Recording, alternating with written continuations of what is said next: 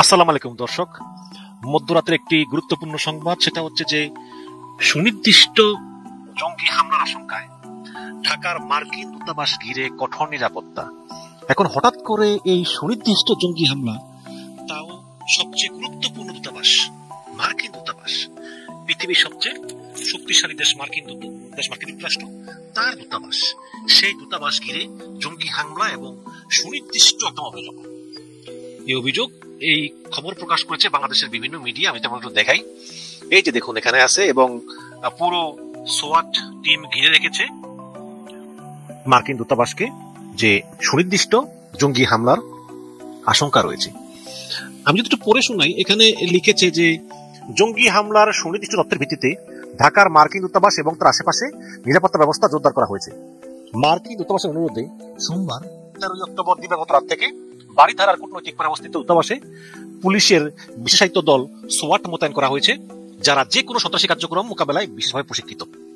এবং ঢাকা মহানগর পুলিশের একজন ঊর্ধ্বতন কর্মকর্তা নাম প্রকাশ না করার শর্তে সোয়াট মোতায়েনের বিষয়টি নিশ্চিত করেছেন এবং তিনি বলেন, নিরাপত্তা হুমকির বিষয়ে আমাদের বিস্তারিত জানানো হয়নি। তার মানে পুলিশকেও বিস্তারিত জানানো হয়নি। তবে মার্কিন দূতাবাসের অনুরোধে সোয়াট দল এখনো সেখানে অবস্থান করতেছে এবং রাত 9টার দিকে এই সোয়াট টিম মোতায়েন করা হয়েছে বলে পুলিশের একজন ঊর্ধ্বতন কর্মকর্তা জানিয়েছেন। এবং পুলিশের একটি গোয়েন্দা সূত্র নিশ্চিত করেছে যে সম্ভাব্য হামলাকারী হিসাবে, মানে যারা হামলা চালাবে সেই সম্ভাব্য হামলাকারী হিসাবে সন্দেহভাজন 3 ব্যক্তির ছবি তাদের হাতে আছে। 3 জন ব্যক্তির ছবি যারা কিনা মার্কিন দূতাবাসে হামলা করতে পারে। এবং এই তথ্যের ভিত্তিতেই পুলিশের বিশেষ শাখা, মানে স্পেশাল ব্রাঞ্চ থেকে ডিএমপি কমিশনারের কাছে একটি গোপন চিঠির মাধ্যমে নিরাপত্তা বাড়ানোর জন্য জরুরি ব্যবস্থা নিতে বলা হয়। তার মানে এই যে 3 জন সম্ভাব্য হামলাকারী যারা মার্কিন দূতাবাস হামলা চালাতে পারে, তাদের তথ্য অলরেডি স্পেশাল ব্রাঞ্চ গোয়েন্দা সংস্থা তাদের হাতে চলে এসেছে। তখনই তারা ডিএমপি কমিশনারকে গোপন চিঠির মাধ্যমে বলেছে যে অনতি বিলম্বে মার্কিন দূতাবাসের নিরাপত্তা বাড়াও, তখন থেকেই বাড়ানো হয়েছে। এবং যেই চিঠি পাঠিয়েছে, মানে পুলিশের এসবি থেকে ডিএমপিতে, সেখানে হামলার ঝুঁকির বিষয়ে সতর্ক করা হয়েছে এবং একই সঙ্গে সন্দেহভাজনদের শনাক্ত এবং গ্রেপ্তার করা সহ দূতাবাসের নিরাপত্তা জোরদার করতে জরুরি ব্যবস্থা গ্রহণের অনুরোধ জানানো হয়েছে। এবং এই বিষয়ে জানতে চাইলে কূটনৈতিক নিরাপত্তা বিভাগের উপ পুলিশ কমিশনার নুরে আলম কোনো মন্তব্য করেনি, এমনকি মার্কিন দূতাবাসের পক্ষ থেকে কোনো মন্তব্য করা হয়নি। এই যখন ঘটনা, তখন আসলে এই গত কয়েক মাস ধরেই কিন্তু মার্কিন দূতাবাসের এই নিরাপত্তার বিষয়টি কিন্তু একটা আলোচনার বিষয় দাঁড়িয়েছে। আপনার খেয়াল আছে যে গত 3-4 মাস আগে আমি আরেকটা খবর দিয়েছিলাম, আপনাদের খেয়াল আছে কিনা জানি না। সেই খবরটা হচ্ছে, আমি যদি দেখাই আপনাদেরকে, এই আরেকটা খবর, ওয়াশিংটনের গোয়েন্দা তথ্যে বাংলাদেশে তৎপরতা। এই খবরটা আমি 3-4 মাস আগে দিয়েছিলাম। আবার একটু পড়ি। এটা হয়েছে 27শে আগস্ট, এখন হচ্ছে 14ই অক্টোবর, এটা হয়েছে 27শে আগস্ট। এখানে বলা হয়েছে যে ঢাকাস্থ মার্কিন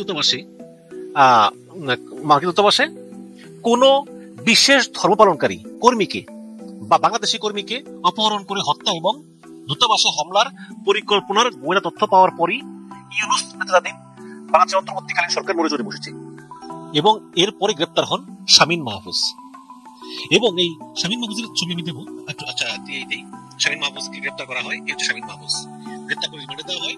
তার বিরুদ্ধে অভিযোগ আনা হয় যে তিনি ঢাকাস্থ মার্কিন দূতাবাসে হামলার পরিকল্পনা করতেছিলেন। তো এরপর তিনি গ্রেপ্তার হন এবং এই আন্তঃরাষ্ট্রীয় সন্ত্রাসবাদ দমনে কাজ করেন এমন 4 জন ব্যক্তি এটা নিশ্চিত করেছেন। জানা যায়, ঢাকার বারিধারে অবস্থিত মার্কিন দূতাবাসে কর্মরত সুনির্দিষ্ট একটি ধর্ম পালনকারী কর্মীদের এবং এর পাশাপাশি এমনকি বাংলাদেশি কর্মীদেরও আক্রমণের পরিকল্পনা করা হয়েছিল এবং তার জন্য মার্কিন দূতাবাসের কাছে থাকা একটা মাঠে রেকি করার জন্য তারা ক্রিকেট খেলার সিদ্ধান্ত নেয়।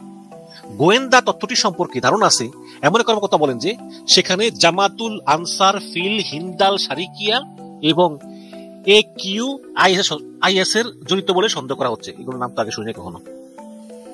তবে গোয়েন্দা প্রতিবেদনটিতে কোনো সুনির্দিষ্ট টার্গেটের কথা উল্লেখ না করলেও বলা হয়েছে যে তারা নিশ্চিত হয়েছেন যে প্রাণঘাতী আক্রমণের পরিকল্পনা করা হয়েছিল। এক কর্মকর্তা বলেন যে ওয়াশিংটন ডিসি থেকে আসা গোয়েন্দা তথ্যের ভিত্তিতে ঢাকার মার্কিন দূতাবাসের কর্মকর্তারা বাংলাদেশ সরকারের সঙ্গে দেখা করে এবং তাদের চরম উদ্বেগের কথা জানায়। তবে কার সঙ্গে দেখা করেন বিষয়টি নিশ্চিত হওয়া যায়নি। এবং গত জুন ও জুলাই মাসে মার্কিন দূতাবাসের charge the affairs Tracey Ann Jacobson, সেনাবাহিনীর প্রধান জেনারেল ওয়াকারুজ্জামান, জাতীয় নিরাপত্তা উপদেষ্টা খলিলুর রহমান এবং আইন বিচার এবং বিষয় উপদেষ্টা ডক্টর আসিফ নজরুলের সঙ্গে দেখা করেছেন। প্রায় একই সময় তার সামরিক অ্যাটাচে বাংলাদেশের বিভিন্ন কর্মকর্তার সঙ্গেও কথা বলেন। তবে শামীম মাহফুজ গ্রেপ্তার ঘোষণার মাত্র 4 দিন আগে 10 জুলাই দুপুরে সচিবালয়ে স্বরাষ্ট্র উপদেষ্টা লেফটেন্যান্ট মোহাম্মদ জাহাঙ্গীর আলমের সঙ্গে তার অফিসে সাক্ষাৎ করেন মার্কিন দূতাবাসের চার্জ দ্য অ্যাফেয়ার্স মেগান বোল্ডিন, এবং সেখানে এসে তিনি স্বরাষ্ট্র উপদেষ্টাকে নিরাপত্তা নিশ্চিতের আহ্বান জানান এবং নিরাপত্তা নিয়ে উদ্বেগ প্রকাশ করেন। এবং 10 জুলাই স্বরাষ্ট্র মন্ত্রণালয়ের জনসংযোগ কর্মকর্তা ফয়সাল হাসান বলেন যে দুই দেশের মধ্যে আইন শৃঙ্খলা, নিরাপত্তা ইস্যু, সন্ত্রাসবাদ দমন, মামলার প্রসিকিউশন, তরুণীদের অনলাইনে যৌন হয়রানি সহ বিভিন্ন বিষয় নিয়ে আলোচনা হয় ইত্যাদি। তো এখন এই হচ্ছে কি অবস্থা,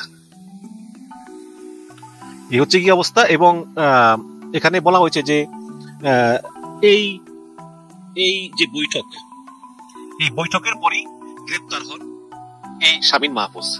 যেমন এই যে বৈঠক হয়েছে, এই বৈঠকটা হচ্ছে স্বরাষ্ট্র মন্ত্রণালয়ে, এবং সেখানে খন্দকার মাহবুবুর রহমান ছিলেন স্বরাষ্ট্র মন্ত্রণালয়ের পক্ষ থেকে, এবং আমেরিকা দূতাবাসের পলিটিক্যাল এবং ইকোনমিক কাউন্সিলর এরিন গিলান এবং পলিটিক্যাল মিলিটারি অ্যাফেয়ার্স অফিসার জন পপ, তারা ছিলেন একটা বৈঠক করেছেন।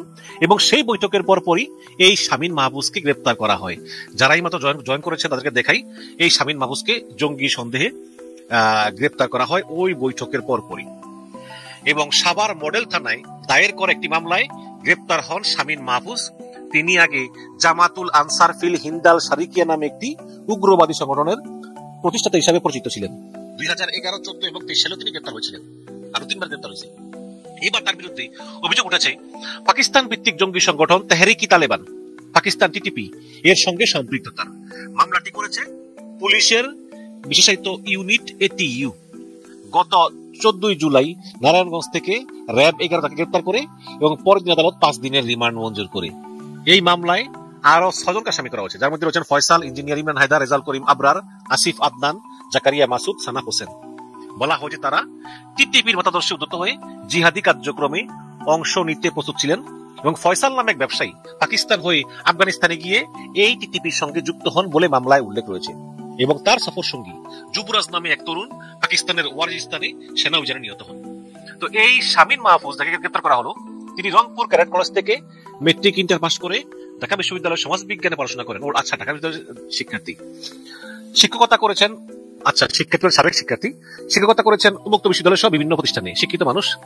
11, 14 এবং 23 সালে জঙ্গি সংশ্লিষ্টতার অভিযোগে তাকে গ্রেপ্তার করা হয়েছে।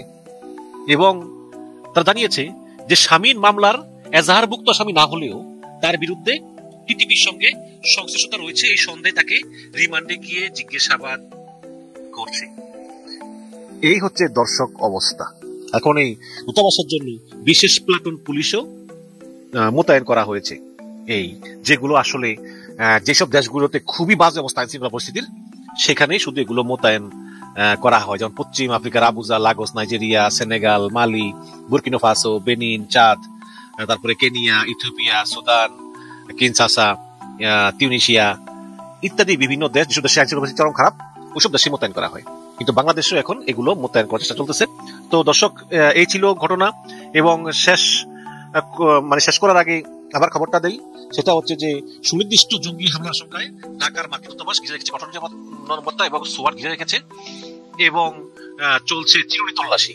এবং খুবই উদ্বিগ্ন সবাই যে এই ঢাকাস্থ মার্কিন দূতাবাসে একটি সুনির্দিষ্ট জঙ্গি হামলা হতে পারে, এই কারণে সবাই পুরো সতর্ক।